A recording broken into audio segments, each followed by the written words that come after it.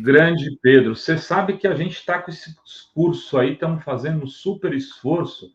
Eu queria te perguntar, é possível combater o fascismo no direito? É claro que é possível, mas o direito ele não tem eficiência para ser o instrumento real de solução do problema, digamos assim. O direito consegue conter. O sistema de justiça consegue conter a violência fascista por um certo período, mas não consegue equacionar a questão, porque para você derrotar o fascismo é na política e na cultura, é no ambiente social. Somos nós que temos que fazer, não adianta você terceirizar para o direito isso. Né? Agora, o direito tem essa demonstrado, inclusive aqui no Brasil, um dos grandes exemplos, eu diria, a capacidade de conter a violência fascista, pelo menos por um tempo. Né? Mas é que eu acho que não consegue além disso, não tem capacidade, nem função, não é função do direito isso. Né? Então, ele consegue até um certo ponto. Né? Agora, resolver o problema, equacionar, não vai ter mais fascismo, não, isso não. Até porque a democracia constitucional ela é um sistema que convive com extremismos. O que ela não convive é com a violência. O fascismo acaba caindo na violência, não tem como, é da natureza dele. Né? Então, quando o direito funciona bem, ele consegue conter. O que não pode haver é o direito desistir da Constituição e da lei para favorecer o fascismo, que é o que houve na ascensão do nazismo. Tem um livro, Renato, de um grande constitucionalista brasileiro, querido amigo e grande constitucionalista mesmo, é o Martônio Valverde. É um professor lá do Ceará, da maior qualidade, fez doutorado na Alemanha, tudo. E ele publicou agora, o ano passado, retrasado, agora a memória é meio ruim, mas um livro muito bom, chamado Prússia versus Reich, em que ele retrata um caso, né, Procheslag, né, que é um caso que houve um ano mais ou menos antes da ascensão de Hitler, um conflito que houve entre o governo central da Alemanha e o Estado da Prússia.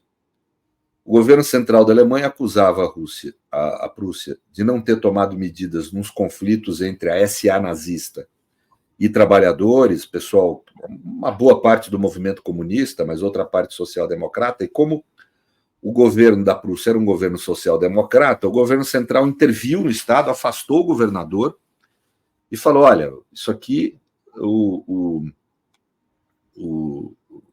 governo da Prússia claudicou, falhou em fazer a atividade de segurança pública e favoreceu os sociais-democratas e os comunistas. Né? Ou seja, adotou uma postura notoriamente em favor do nazismo.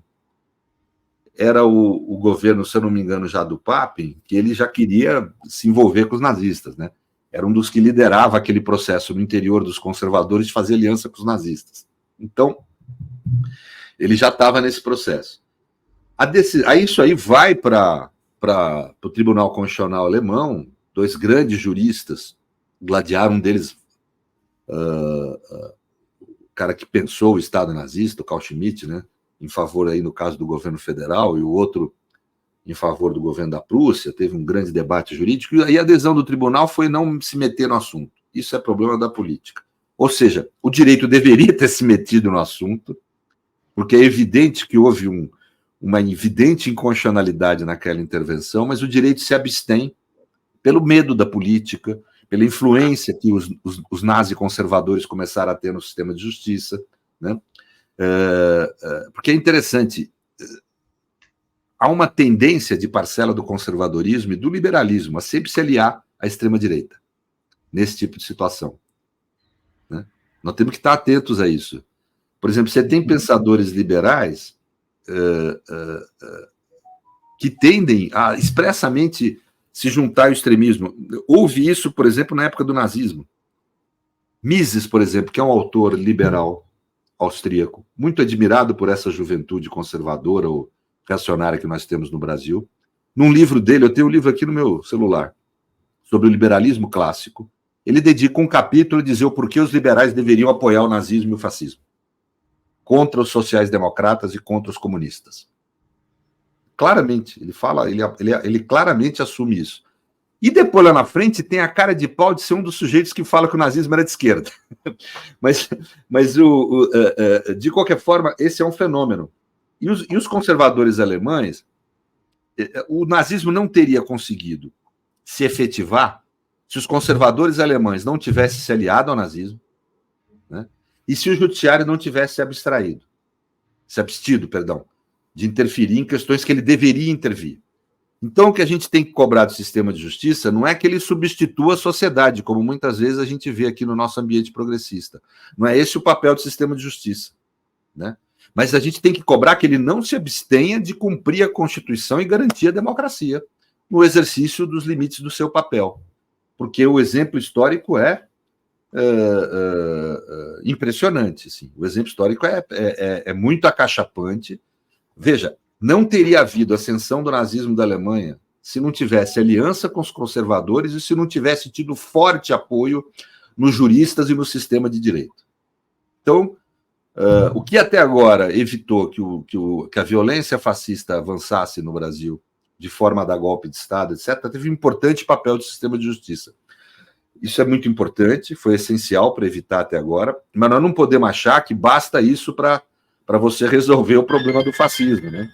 Combatê-lo de vez. A gente vai precisar de ter uma conduta como sociedade no ambiente da sociedade civil. É aí que vai ser a instância final de combate, não vai ser no sistema de justiça. Muito bem. Já um aperitivo de uma aula dada pelo Pedro Serrano. Imagina. Eu queria... Ô, Pedro, estão dizendo que seu aniversário é hoje, meu amigo? Foi dia 17, na realidade, segunda-feira. Mas 61 anos a gente não comemora, só lamenta. Olha só, parabéns. Grande Pedrão. Muita saúde. Muito obrigado. Tem aqui o pessoal está mandando, a Clay manda aqui, salve, professor Pedro, como responder a quem diz que o fascismo foi um movimento italiano da época da Segunda Guerra Mundial e que chamar alguém de fascista no século XXI é uma postura anacrônica? Então, isso tem algum sentido, exatamente o fascismo, ele não... Depende muito de como a pessoa vê a história, né? Eu vejo a história, como muita gente vê também, como suprassunção, não como subsunção. Suprassunção é a mecânica de pensamento que está em Hegel e está em Marx, né? Marx aproxima a subsunção da materialidade, né? É que normalmente as pessoas chamam de dialética. A dialética não é como as pessoas imaginam, tese, antítese e síntese. Isso é um outro tipo de dialética. É a dialética por subsunção, né? A dialética suprassancional, por suprassunção, ela é um elemento de continuidade que sempre, no interior dos fenômenos, não é um fenômeno, não é externo aos fenômenos, ela no interior dos fenômenos ocorre sempre um movimento de continuidade, um movimento de negação dessa continuidade, né? E que gera uma mudança de estado, né? Portanto, realmente, a realidade ela é um contínuo. O fascismo que ocorreu no passado não ocorre novamente, né? Mas, por outro lado, existem elementos de continuidade no autoritarismo, que estão presentes hoje e que estavam presentes no fascismo, né? Que estão negados pelo novo que há nos fenômenos, né? E essa combustão dialética no interior dos fenômenos vai gerando a mudança, por isso que a realidade é sempre um devir, um vir a ser. Então, de um lado, realmente ele tem razão, quer dizer, não há sentido falar no fascismo no sentido estrito histórico, né? Mas é possível usar a expressão para representar os elementos de continuidade histórica, aquilo que existia hoje, antes e continua existindo, né? Por exemplo, existem muitas mudanças. O bolsonarismo é muito diferente do fascismo.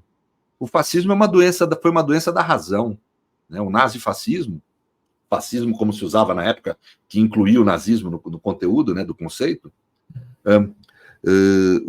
foi uma doença da razão, era uma subciência, né? Se acreditava na eugenia, etc. Quer dizer, era um discurso genético, né, dos arianos, que depois se mostrou falso também, mas, de qualquer forma, era um discurso, é uma doença da razão, uma patologia do pensamento racional. Hoje, o bolsonarismo é uma patologia da religião, da espiritualidade, do pensamento religioso. É uma teologia política doente, né? Então, você tem 1000 diferenças, mas você também tem coisas que são iguais. Bolsonaro tenta realizar um golpe através da instauração de um Estado dual. Tem aí o livro do Ernest Frankl, o Estado Dual, em que a gente vê isso. A característica do Estado Dual era um Estado autoritário, de prerrogativas, ele chama, Estado de exceção, que convivia com o Estado normativo e que era instaurado por uma declaração. Bolsonaro pretendia isso, fazer um decreto. Né? A ditadura nazista se instaura por um decreto de exceção feito com base no artigo 48 da Constituição de Weimar. Né? O Bolsonaro pretendia instaurar a ditadura do golpe aqui de 8 de janeiro com base num decreto de estado de sítio, aí, de estado de defesa. Ou seja, você tem semelhanças que são inegáveis. Se a gente nega os elementos de continuidade histórica, nós não conseguimos construir conceitos como capitalismo, por exemplo. Né? Capitalismo é um sistema que existe pelo menos aí desde o século XV, né? Foi mudando. Você pode até falar, como falam alguns autores, em capitalismos, né? Formas diferentes de capitalismo, mas há um sentido de continuidade. Portanto, agora, esse sentido de continuidade ele não pode ser entendido isoladamente, ele tem que ser entendido em conflito com os fenômenos novos, aquilo que não continua, com as interrupções de continuidade. E tem que se ver esse elemento que está no interior dos fenômenos, esse conflito, essa contradição que está no interior dos fenômenos, como o elemento que propicia a mudança, que é a realidade, o contínuo do real. Né? Portanto, não é tão simples pensar essas questões, me parece, para você ter formulações taxativas. Né? É possível usar, não é possível usar? Em certas situações em que você tiver perante uma conduta específica da conjuntura, que enuncie muito claramente o elemento de continuidade em relação ao fascismo do século XX, por que não usar a expressão? Né? As expressões de linguagem, elas não têm um sentido tão preciso, elas não são unívocas. Só são unívocas expressões de linguagem produzidas puramente no mundo do pensamento, que não se destinam a representar a realidade. Os números, por exemplo, são unívocos. 1 é 1, 2 é 2, mas nós não estamos falando de número, nós estamos falando de um conceito político, né, que tem uma carga moral, que às vezes é importante na disputa política você usar. Né? Quando você vê uma proposta abjeta como essa de querer obrigar a mulher que foi estuprada a não fazer o aborto sob pena de ser condenada como homicida, você chamar isso de fascista, pela própria carga moral da palavra fascista, se não é correto científico ou historicamente, pelo menos é justo. Portanto, eu acho que as coisas são mais complexas que isso. Né? A palavra fascista carrega um sentido negativo, justamente negativo pela tragédia que ocasionou a humanidade. E muitas vezes, quando você vê aquele comportamento de personalidade autoritária, me parece razoável usar a expressão sim, até pela carga moral que ela tem.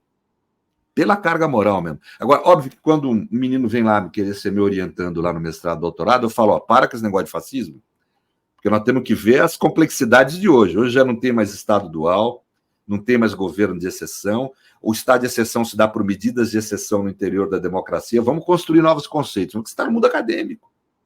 Né? É um mundo em que se produz uma linguagem que exige precisão. No mundo da ação política, não, exige transformação. Nós não estamos ali para ficar descrevendo com precisão o fenômeno, nós estamos para mudar o mundo. Né? Então, não me parece ilegítimo, a priori, o uso dessa expressão quando ela é uma expressão de combate. Né? Até porque, como eu falei, existem sim elementos de continuidade do bolsonarismo em relação ao fascismo que fica mais fácil você apontar quando você usa a expressão. Por último, existem autores que usam a expressão, e são autores muito valorosos, Adorno, Eco, etc. e tal, que usam a expressão fascista não só no sentido histórico, mas como, às vezes, uma forma de comportamento, às vezes, uma forma de conhecimento, uma hermenêutica fascista, uma compreensão fascista, uma epistemologia fascista, às vezes, uma continuidade política, uma forma de você reproduzir certas formas autoritárias que estão sempre submersas na sociedade e que, ocasionalmente, vêm à tona, como agora tem vindo à tona no Brasil. Então, Pedro, até para dialogar aqui contigo, eu e o Sérgio fizemos uma reflexão para escrever o livro Como Combater o Fascismo, sobre essa ideia do que se o fascismo é ou não, esse fascismo atual guarda semelhanças com o fascismo italiano, e mesmo alemão, e o fascismo existente também em Portugal, na Espanha, que seriam formas de fascismo. E olhando esses autores, inclusive Humberto Eco, e olhando as características que se definiam como do que era o fascismo naquele momento, quase todas estão reproduzidas agora. Inclusive... Renato, eu posso te dar uma síntese aqui, é um assunto que eu gosto, né? Que eu leio bastante. Aliás, eu vou sugerir a vocês a leitura do livro de João Bernardo. É um português, mas é o melhor livro escrito sobre fascismo que eu vi até hoje. É longo, são 6 volumes. Né? Olha, a relação entre fascismo e bolsonarismo, sendo bem sintético aqui, o que tem de semelhança? Movimento de massa, ambos são. Não se confunde, por exemplo, é muito mais próximo o bolsonarismo do fascismo do que o militarismo que deu o golpe em 64. Por causa do seu caráter de massa que o bolsonarismo tem. Segundo, a supressão das liberdades, o uso da democracia para combatê-la, o uso dos direitos para destruí-los. Né? Você tem essas características em comum. Características que não são em comum. O fascismo propunha uma economia de inclusão social para os incluídos, para os nacionais. Né? Você depurava a sociedade dos judeus, dos comunistas, dos sociais-democratas, dos liberais e dos estrangeiros. O que sobrasse era povo, e aí o povo tinha que ter proteção social. Portanto, o fascismo propunha um modelo econômico que tinha intervenção do Estado e proteção social. O bolsonarismo não. Ele propõe um ultraliberismo. Né? Que, aliás, eu acho importante entender isso.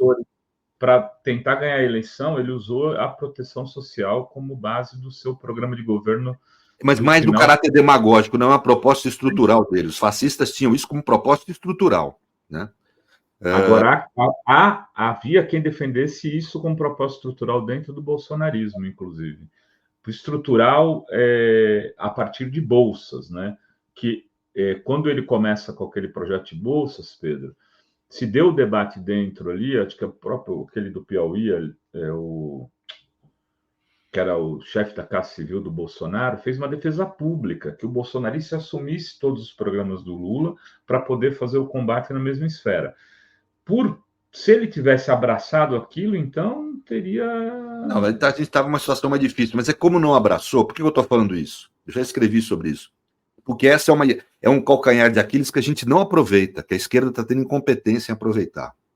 Né? Porque eu acho que é uma fragilidade deles defenderem o liberalismo. Né? Mas, de qualquer forma, eles defendem. Eles são uma junção estranha entre anarcocapitalismo ou liberismo, como falava o Melka, né? e tradicionalismo cristão religioso. Né? Teologia política autocrática, teocrática, na realidade. Né? Então, eles são essa junção. Essa é a outra diferença. O nazifascismo pretendia uma visão distorcida da ciência, uma subciência. Eles são anti-ciência, né? E são uma doença da religião, propõe uma forma teocrática. Então, nós temos semelhanças e dissemelhanças. Né? Eu acho que o que é importante é a gente entender ambos. Aonde tem semelhança, entender a continuidade, onde não tem a continuidade, é novo, entender também. Né? E vamos dizer, as formas autoritárias na contemporaneidade, aí eu falo da minha área, que é a teoria do direito do Estado, mudou muito. Né? Você deixa de ter ditaduras naquele modelo do século XX, estados de exceção por governos de exceção, e passa a ter estados de exceção por medidas de exceção que vão degenerando e destruindo a democracia e os direitos paulatinamente, vão erodindo. Né? É o que houve nos vários países que hoje tem um perfil mais autoritário. Então, grosso modo é isso, assim, só desculpa ter... Agora, tem o ultranacionalismo também, que é uma característica que tem agora, hoje, e tinha, você fala no discurso, eu não estou falando na prática. Não, o discurso, sim, é uma continuidade também. No discurso, uso dos símbolos nacionais, a lógica do passado mítico. O passado mítico está presente aqui no bolsonarismo, a grande ditadura, o que foi aquele movimento. Não, vamos ver mais, ó, se você comparar com o integralismo, eu estou fazendo esse estudo, você tem mais continuidade. Por exemplo, o homem do campo como homem ideal. É um elemento que está no Plínio Salgado fortemente e que eles mantêm. Né? Quer dizer, é o anti-urbano, porque se entende que o urbano é o contato com hoje em dia, que eles usam a palavra globalização, mundialização, não sei qual, globalismo, né? Quer dizer, que o urbano é o contato com o exterior que contamina, enquanto que o homem do campo é o puro, preservado, etc. Então, você tem esse tipo de... Obviamente, atualizado isso para uma linguagem neoliberal, agrobusiness, o mundo agro, etc. Mas a realidade é que continua esse mesmo elemento. Os elementos de continuidade são muitos. Por isso que eu acho que não é irrazoável você chamar de fascista. Agora, óbvio que você não está fazendo um discurso histórico de precisão. A ação política não é isso, né? E até porque é mais preciso chamar de fascista, a meu ver, do que o movimento, do que bolsonarismo. Porque o Bolsonaro é o mito, o líder disso, mas esse movimento se espraia para além dele. Claro. Hoje, talvez, a morte do Bolsonaro não acabaria com o fascismo no Brasil. Ele continuaria, teria continuidade. Então, não é um movimento com características só pessoais, né? Ele acabou se aproveitando de um sentimento, inclusive, que existia já na sociedade brasileira, que é antigo, né? Não é uma coisa nova. Você lembrou do Plínio Salgado? Aí tem um livro, Camisas Verdes, que foi lançado recentemente. A gente trouxe o autor aqui para falar, um livro muito bom, me foge o nome, e que conta toda a trajetória desse movimento no Brasil. E veja, depois você tem o maluquismo, a ditadura militar, que incorporam elementos. Nós tivemos 1.200.000 pessoas filiadas ao Partido Integralista na época, na população da época. Tivemos o maior partido nazista fora da Alemanha. A influência do fascismo aqui no Brasil não é pequena. Não é. Não é mesmo. É gozado, não é algo longínquo, né? Tem muito várias bem. perguntas, gente. O pessoal se animou aqui no chat, Pedro. Se animou, mandou comentar. Deixa eu fazer primeiro essa daqui, do Vando Lemos. Só para terminar um pouco, essa ideia de ficar falando, usando o discurso histórico, não é equivocada. Não é o mesmo fascismo, tal, não podemos usar a palavra. Nada para mim é neutro, né? O uso da linguagem, quando você fala da ação política, não é neutro. Tem um traço nisso aí de passar pano no fascismo do Bolsonaro. Por isso que eu até pontuei. Quer dizer, que é uma ideia de sabe, quer dizer, um movimento mais moderado. Sabe? Não é mais moderado, não. É uma nova forma. Não, mas o fascismo italiano era nacionalista, e esse não incorpora todos os elementos do nacionalismo, do ponto de vista dos símbolos nacionais? Claro que ele tem elementos de continuidade e elementos de não continuidade, mas o problema é que a palavra fascismo, exatamente por ela carregar uma carga moral que gera impacto nas pessoas, ela precisa ser usada e precisa. como uma arma. Não é um conceito expressivo, é uma arma. Neofascismo. Põe um neo aí, resolve o problema, né, Pedro? Quando a gente tem essas dúvidas, bota o neo. Em geral, resolve. Claro. Tem aqui o Wando, ele pergunta, doutor Pedro, se o sistema judiciário não tivesse sido diretamente atacado, haveria essa união quase total do sistema judiciário para conter o fascismo? Primeiro, Wando, que não é verdade que há uma união quase total do sistema judiciário.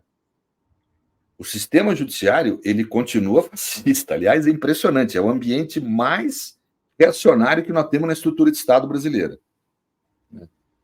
Eu sempre dou como exemplo, já devo ter dado aqui, decisão do Tribunal de Justiça faz alguns anos, que diz que não há tortura, não há crime de tortura, quando o policial violenta o preso se não for para fins de obter informação.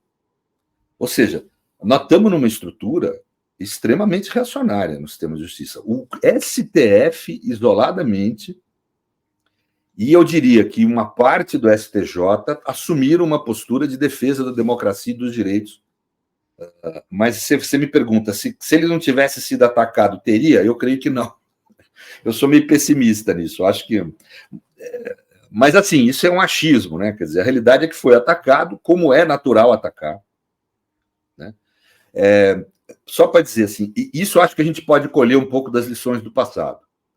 As ditaduras do século XX, que, como eu falei, já não existem mais como modelo autoritário, né? Pelo menos não são a tendência, pode haver, mas não é a tendência, elas tinham, de um lado, um estado de prerrogativas e de exceção, e de outro, um estado normativo que permanecia.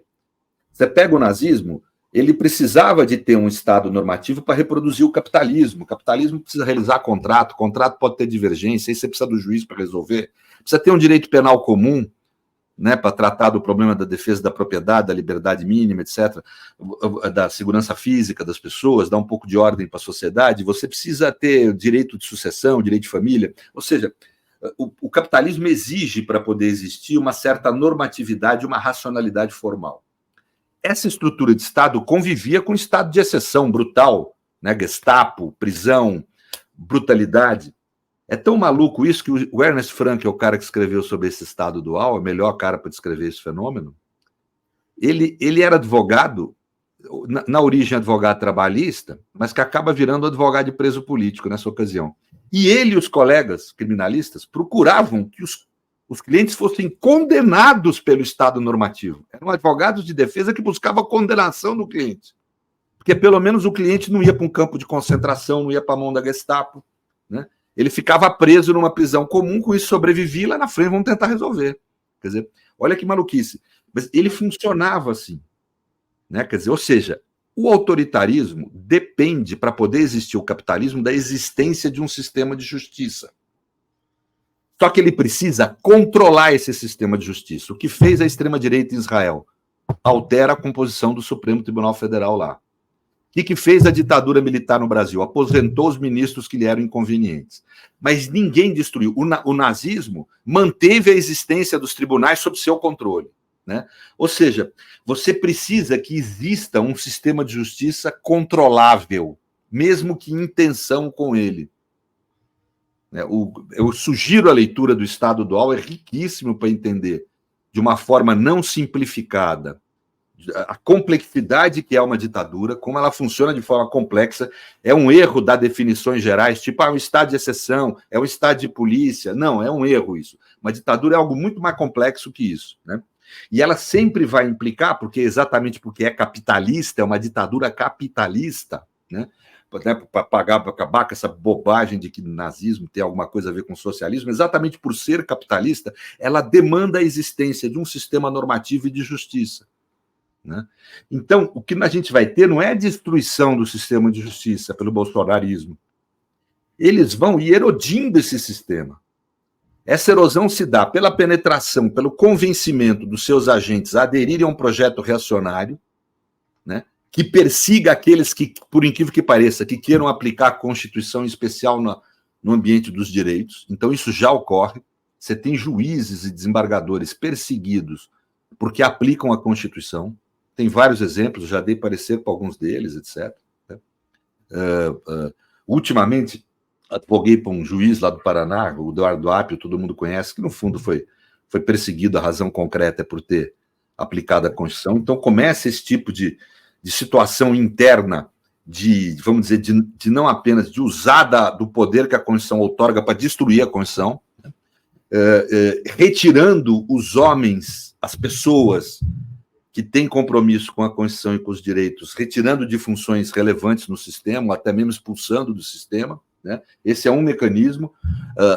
Outro mecanismo é o uso de mecanismos interpretativos do direito que instrumentalizam ideologicamente o direito posto, né?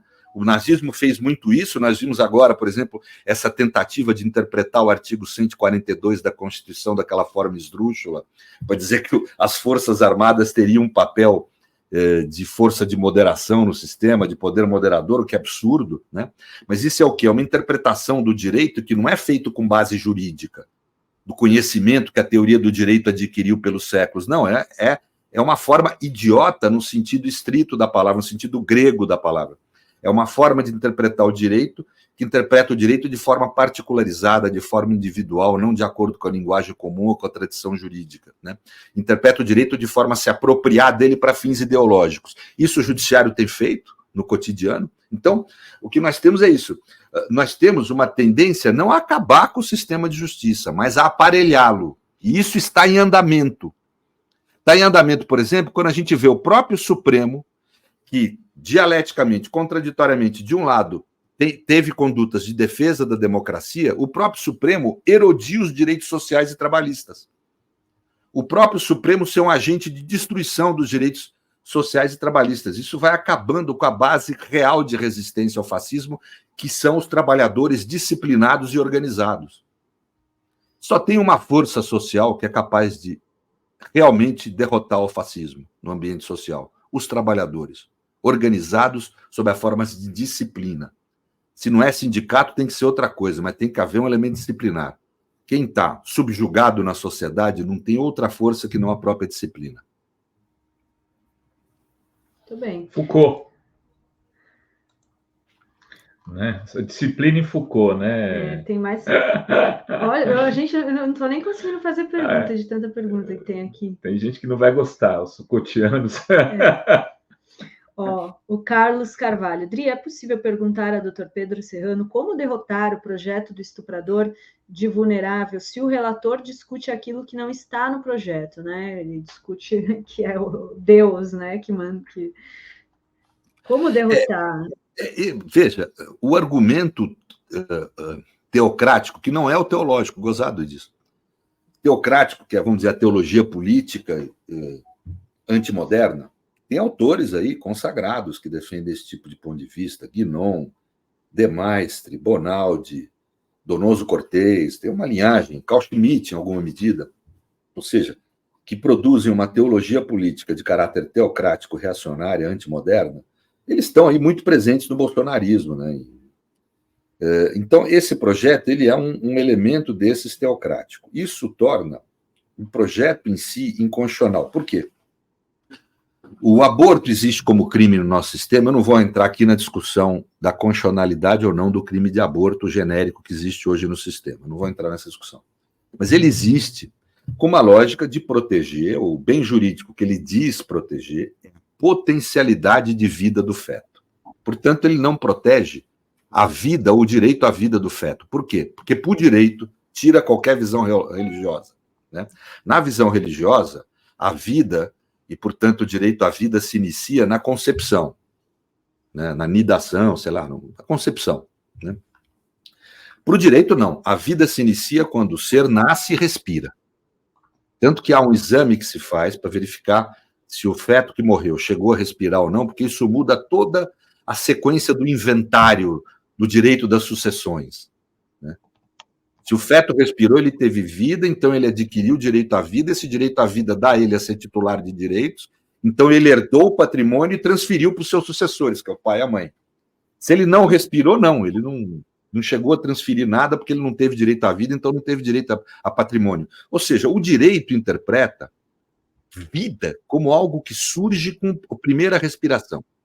O que há antes é uma potencialidade de vida. O aborto protege esse bem jurídico, a potencialidade de vida. O homicídio protege a vida, o direito à vida. São bens jurídicos totalmente diferentes. Equivaler eles não é próprio de um Estado laico, não é próprio da nossa Constituição.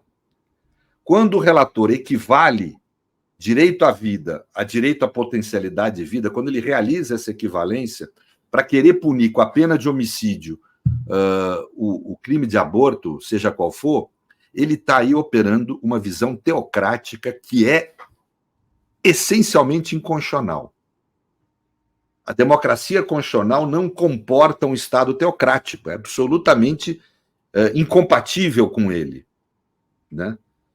E a democracia coloca claramente potencialidade de vida e direito à vida são bens jurídicos diferentes, há um impacto jurídico muito maior que exige muito mais severidade no punir o homicídio do que no aborto, quando é o caso de puni-lo.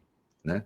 Então, esse é o primeiro elemento. O segundo, que é, obviamente, quando você fala em estupro, você fala numa ofensa à dignidade da mulher, a dignidade humana é um valor fundante do Estado laico e do Estado democrático constitucional, logo, você tem uma dupla inconstitucionalidade aí.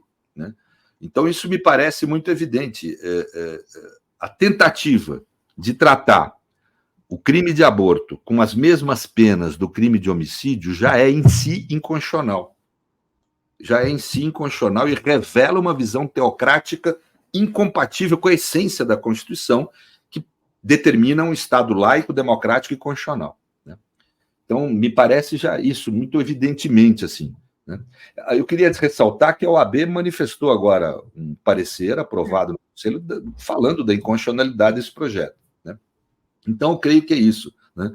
Agora, é um projeto terrível, né, no plano político e moral, né, porque ele estabelece um tratamento com as mulheres, em especial as crianças, né, porque cerca de 70% dos abortos são feitos contra 14 anos para baixo, né, com crianças de até 14 anos de idade, e desses 44% feito pelo pai ou pelo padrasto, né? Quer dizer, então isso é terrível, né? Quer dizer, há uma absoluta insensibilidade com essas crianças e tal, e com a dignidade da mulher em geral.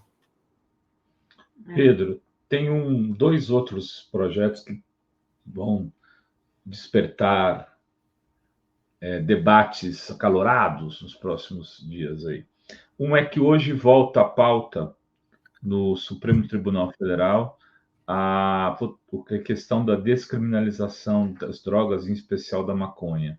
O Toffoli já tirou o pedido de vistas e parece que volta à pauta hoje. Está 5-2 ou 5-3, eu acabei que eu não sei exatamente qual, se é 3 ou 2, mas tem 5 votos já a favor. Para compor maioria, falta mais um voto, e a tendência é que esse voto poderia ser do próprio Toffoli, compondo maioria aí para descriminalização. E aí teria que ver se descriminaliza. O Gilmar chegou a propor a descriminalização de outras drogas, não só da maconha.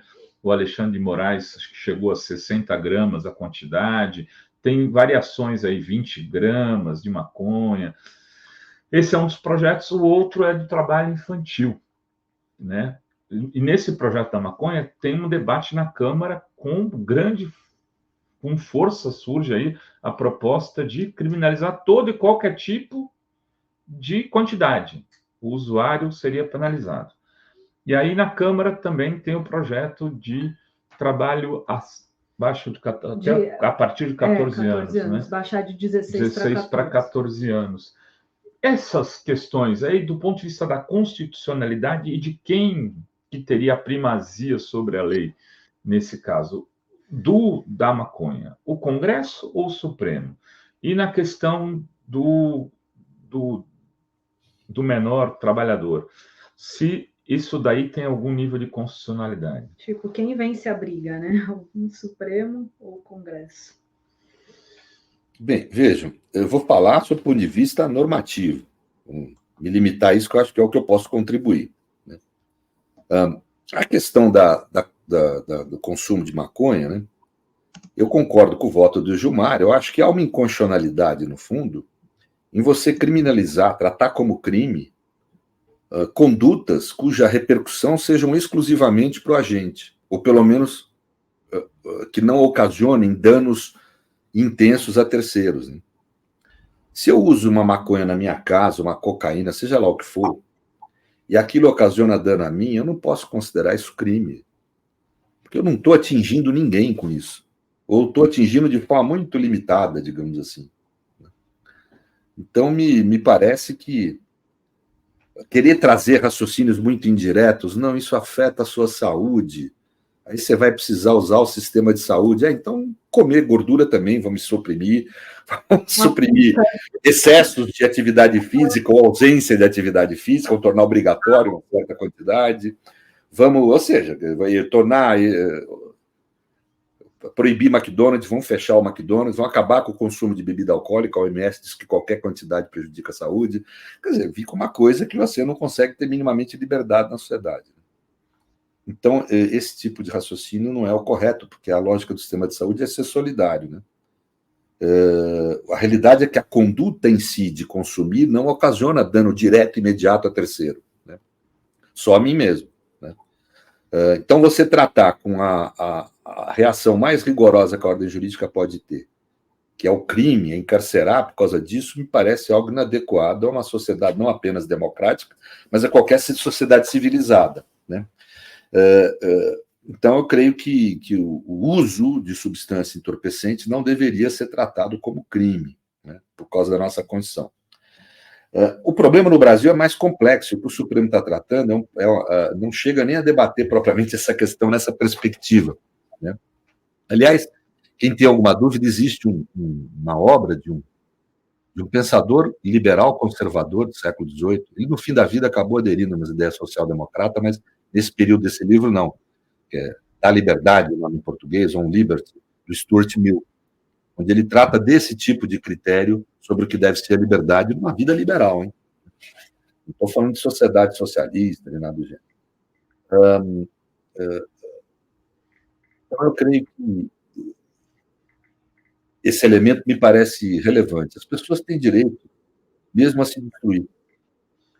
Quer dizer, aí, por exemplo, eu vejo o argumento de um amigo aqui: não, veja, meu caro, destrói a família. Assim, mas é uma consequência secundária, não tem como dizer que é imediato da conduta dele, né? Cria problemas afetivos, como, por exemplo, eu divorciar pode criar um problema afetivo para a família. Eu não vou poder divorciar? Eu vou ser um escravo daquele núcleo? Quer dizer, eu ter um problema cardíaco cria problemas para minha família, né? Então eu não posso comer gordura porque gera um problema cardíaco e gera um problema para minha família. Tudo esse tipo de discurso que, de forma indireta, procura penalizar condutas com gravidade, que é o crime. O argumento de que atinge a família deve ser usado como argumento para a pessoa. Não faça isso, porque você magoa a sua família. Agora, o fato de magoar a família pode levar alguém a ser encarcerado, gente. A gente tem que sempre lembrar disso. Quando nós falamos de direito penal, é encarcerar a pessoa. É uma brutalidade. É o uso da violência do Estado contra a pessoa, da violência.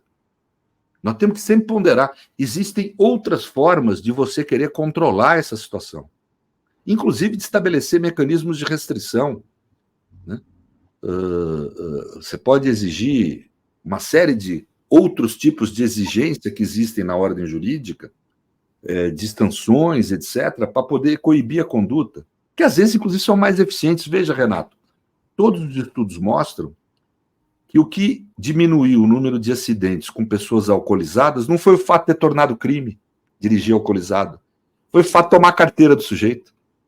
E a sanção administrativa é muito mais eficiente do que prender, porque prender no final todo mundo acha meio injusto, o cara não machucou ninguém, ele só estava... Então, acaba não virando, os inquéritos são demorados, tal. Agora, tomar a carteira é algo imediato, rápido, então, as pessoas passaram a tomar cuidado com isso e para não perder a carteira de motorista. Ou seja, nós temos... Ter fiscalização, né? E ter fiscalização, ter o cara lá fazendo... Há um imenso fetiche na sociedade em relação a aprisionar os outros. Como se prisão fosse solução para tudo. Isso, inclusive, da esquerda, hein? Sim, é verdade. Os movimentos, hoje em dia, adoram um tipo penal para chamar de seu aí. Como se fosse dar a solução em todos os problemas do ambiente social, né? O uso de substância entorpecente causa problema familiar? Causa. Droga, álcool, gordura, açúcar, café criam problemas familiares, né? Então, eu acho que assim, a gente não pode proibir isso. Por outro lado, não se conhece cultura humana que não haja uso desse tipo de substância que ajuda a viver, como diz o Pérez lá, aquele roqueiro da nossa época, Renatão argentino, né? Aí coisas que não ajudam a viver, né? Quer dizer, tem coisas que nos ajudam a viver, né? Então, você tomar um vinhozinho, Então, ou seja, esse tipo de discussão tem que ser por um critério que seja, a meu ver, um critério liberal, né? Se eu não atinjo o corpo de ninguém com a minha conduta ou a vida de ninguém de forma intensa, né, não tenho por que me punir com a forma mais severa que a ordem jurídica tem de punição. Isso é da lógica de um Estado democrático constitucional, logo uma exigência constitucional. Mas no Brasil é pior, é muito pior que isso. Eles estipulam lá como crime o uso da substância e a comercialização. Só que a comercialização, o chamado tráfico, é punido com uma pena muito mais sensível do que o uso. O uso não é nem punido com encarceramento em si. O cara é considerado criminoso, que para mim é um ônus, porque cria um problemão para a vida dele, né? Mas para a cadeia ele não vai, né? Enquanto que se ele for enquadrado como tráfico, vai. Só que a lei não coloca claro qual que é o critério. A lei coloca como critério para o tráfico não a intenção de comercializar. Existem algumas decisões que falam que tem que ter a intenção, comprovar a intenção de comercializar. Mas, como regra geral, não basta o porte de uma certa quantidade da substância para caracterizar tráfico. E a lei não torna claro qual a quantidade dessa substância, né? É importante que a lei torne claro, porque senão fica numa decisão autoritária de quem aplica a lei, definir quem ele acha traficante ou não. E aí, na guardinha que vai pôr o preto, pobre, como traficante. Exatamente. Quem tem um bom advogado ou não tem um bom advogado. É isso. Então, o que deve acontecer na prática, nessa decisão, é o Supremo estipular uma quantia, né? Hoje em dia já não vai para a prisão quem é pego, que é enquadrado como usuário. Então, o sujeito estipula lá uma quantia, fala 20 gramas de maconha, é 30, é 60. No mundo tem várias. Nova York fala, acho que é 80, né? Nova York. Não sei onde assim. 20, não sei onde é 60, outro falar em 25. Para mim, para ser franco, como jurista, tanto faz. O importante é que haja uma quantidade. O direito, às vezes, usa de mecanismos arbitrários para poder se realizar como regra. Por exemplo, se o sujeito tem 17 anos, 11 meses e 29 dias de idade, ele não é considerado maduro o suficiente para exercer plenamente os atos da vida civil. Se ele tem 18 anos, ele é considerado. Ele não é considerado para ser sancionado penalmente. Se tem 17 anos, 11 meses e 29 dias. Se ele tem 18 anos, ele é... O direito usa desse tipo de critério para poder estabelecer o regramento. Tem que ter esse tipo de critério arbitrário também na questão das drogas. A partir de certa quantidade é tráfico, abaixo não é. Isso seria de um auxílio imenso para a segurança jurídica no país, né? Para você poder definir quem é que vai para a cadeia, quem é que não vai, quem é o traficante, quem é que não vai. Eu acho mais importante haver uma definição dada pelo Supremo disso do que qual que é a quantidade. Aí já tanto faz, pode ser franco. Havendo uma quantidade, pelo menos torna claro para a cidadania o quanto que a pessoa pode portar sabendo que não vai para a cadeia. Deixar na mão do delegado isso, o que tem gerado na prática? Quando é pobre, em geral negro, se tiver com 3, 4 cigarrinhos de maconha no bolso, é preso como traficante. Eu tive um caso assim no meu escritório, que nós atuamos pro bono, uma moça, né? Se é cara de classe média, pode ter 500 gramas, que tudo bem, entendeu? Então, acho que precisa haver realmente uma adesão do Supremo que estabeleça isso. É uma questão de racionalidade do sistema, né? Agora, o Legislativo está levando isso de forma moralista, querendo estabelecer uma repressão muito maior à atividade de uso da substância, que é algo absolutamente irracional, contra toda a tendência que há no mundo a respeito. Essa tragédia que nós estamos vivendo no país, aí de que de repente... prevaleceria, Pedro, se o Legislativo mudar a lei... Se aprovar a PEC das drogas e... O que prevalece? Ou a decisão do Nesse caso, se for pelos fundamentos que eu dei, seria inconstitucional a PEC. Pois é. Ela criminalizaria uma conduta que não pode ser criminalizada, né? Então, eu acho... Mas se você vai me perguntar, é bom isso? Não é bom, porque vai criar um baita conflito, entendeu? Cada uma dessas condutas precisa ver o que está na esfera da política decidir, o que é regulado pela Constituição. Então, por exemplo, eu vou aqui falar com clareza. A questão da saidinha. Eu fui fortemente contrário à aprovação do projeto da saidinha. Acho um atraso, né?